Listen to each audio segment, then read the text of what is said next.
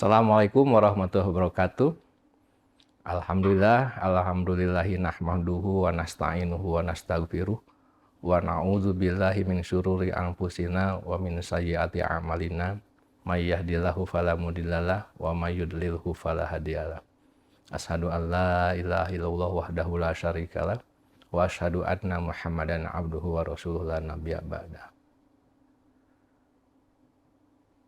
Saudara-saudara seiman yang saya hormati, hari ini kita masuk di hari-hari terakhir bulan Ramadan.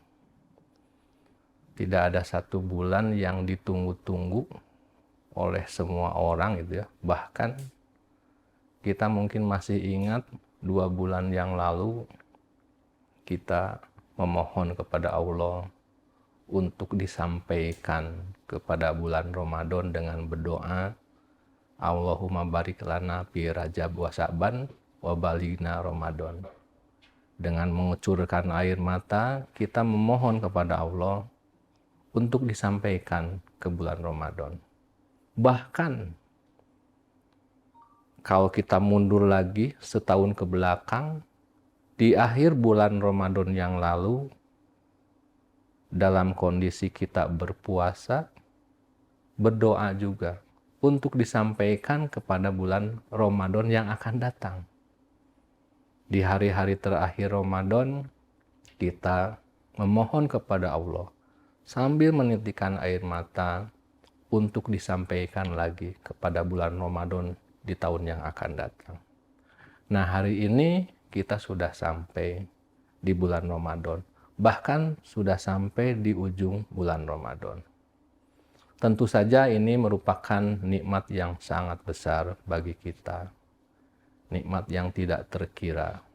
Di mana nikmat ini adalah nikmat kesempatan yang diberikan oleh Allah Subhanahu wa taala untuk kita bisa menunaikan ibadah saum Ramadan dan ibadah-ibadah lainnya. Salah satu cara untuk mensyukuri kesempatan ini, kalau kita ibaratkan seorang anak merengek ke orang tuanya untuk dibelikan sesuatu, misalkan makanan lah. Bahkan mungkin sambil menangis, namanya anak kecil, minta dibelikan makanan. Kemudian kita belikan. Tetapi ketika kita belikan, anak itu hanya mencicipinya saja gitu. Setelah itu ditinggalkan, tidak dihabiskan. Artinya anak itu tidak bisa menghabiskan makanan itu ataupun alasannya apa ya, tetapi yang terjadi makanan itu tidak dihabiskan.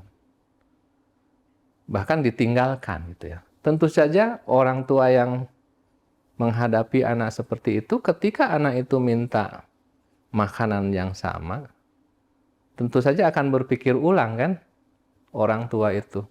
Ini dikasih jangan gitu ya. Tadi juga diberikan, nggak dimakan, nggak dihabiskan gitu ya. Nah, kalau kita asosiasikan seperti itu bulan Ramadan ini, kita merengek, memohon kepada Allah sambil mengucurkan air mata untuk disampaikan ke bulan Ramadan.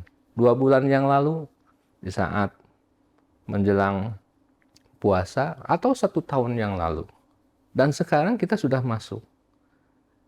Alangkah mungkin kecewanya Allah apabila setelah kita dimasukkan, diberikan kesempatan kepada bulan Ramadan itu, kita hanya mencicipi, menikmati bulan Ramadan ini di hari-hari awal saja.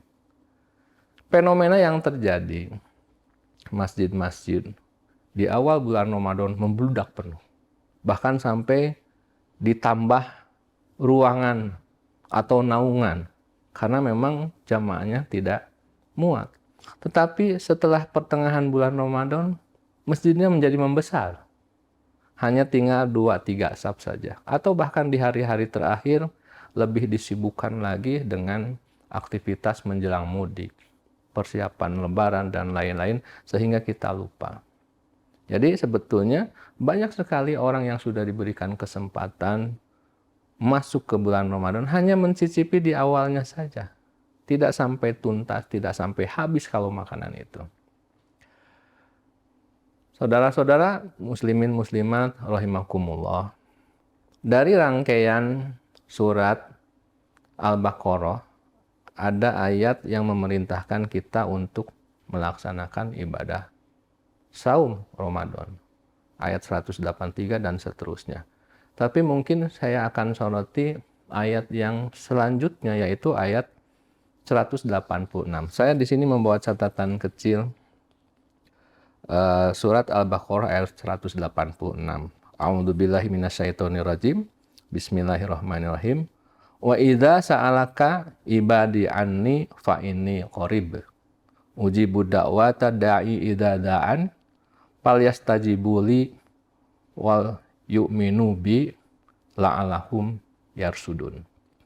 Yang artinya, apabila hamba-hambaku bertanya kepadamu, hai Muhammad, tentang aku, sesungguhnya aku dekat.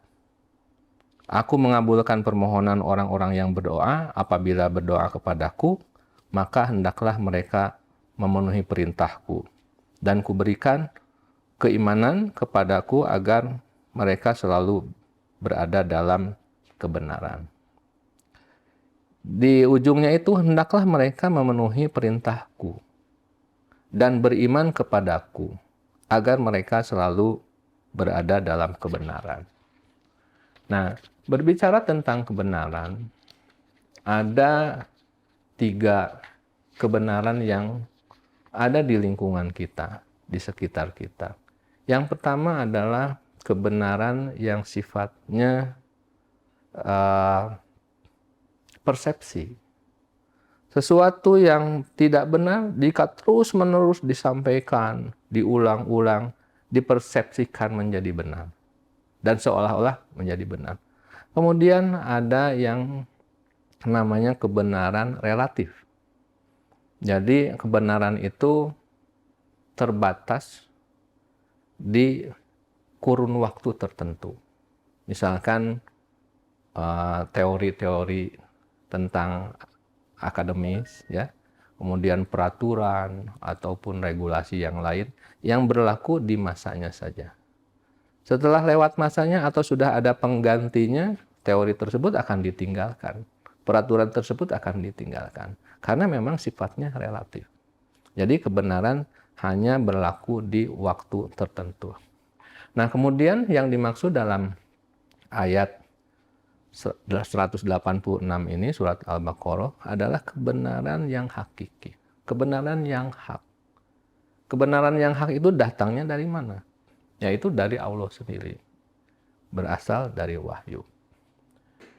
Yaitu ketika kita sudah menjadi orang yang benar, maka orang itu akan selamat. Kembali kepada puasa Ramadan, kenapa saya mengambil ayat ini? Salah satu manfaat atau hikmah puasa itu adalah untuk taqarrub ilallah. Tadi di awal surat disampaikan, jika ada orang yang bertanya seberapa dekat Allah itu, sampaikan bahwa aku itu sangat dekat. Nah, ini bisa diukur dari berbagai jenis ibadah yang dilakukan oleh umat manusia. Kalau kita sholat, itu kita kelihatan sama orang. Masih ada unsur-unsur ingin diperhatikan oleh orang lain. Misalkan kalau kita sholat bersama orang lain, bacaannya yang panjang, gerakannya yang tumanina dan lain-lain. Masih kelihatan. Bersedekah juga begitu. Besarnya berapa, diberikan ke siapa, pakai bungkusan apa, masih kelihatan gitu.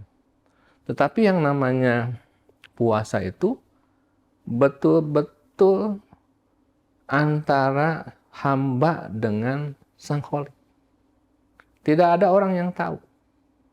Misalkan saya berpuasa, kemudian masuk ke sebuah ruangan, ke kamar sendirian, di situ tersaji makanan, minuman, bisa saja saya mengambil minuman dan makanan tersebut. Tetapi karena kita merasa dekat, merasa diawasi oleh Allah, kita tidak melakukan itu. Walaupun tidak kelihatan sama orang lain. Artinya, puasa ini mengukur seberapa dekat kita dengan Allah.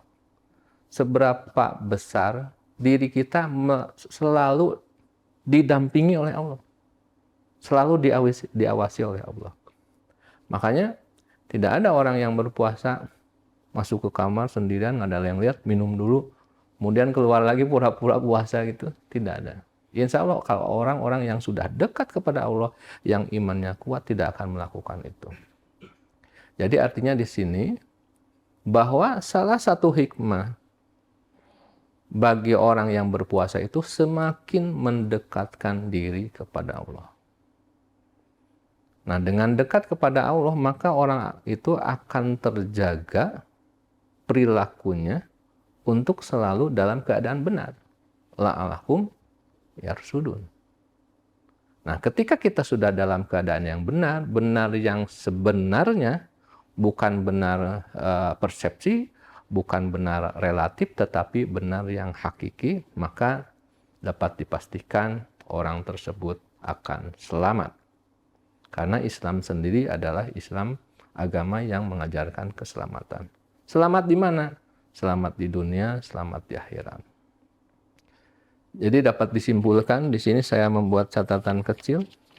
Orang-orang yang berpuasa itu, yang pertama, ketika kita melakukan puasa yang benar, maka puasa mampu mendekatkan diri kita kepada Allah Subhanahu wa Ta'ala. Kemudian, orang yang taat menjalankan perintah Allah dan beriman kepada Allah, itu akan selalu merasa dekat sama Allah dan merasa selalu diawasi oleh Allah.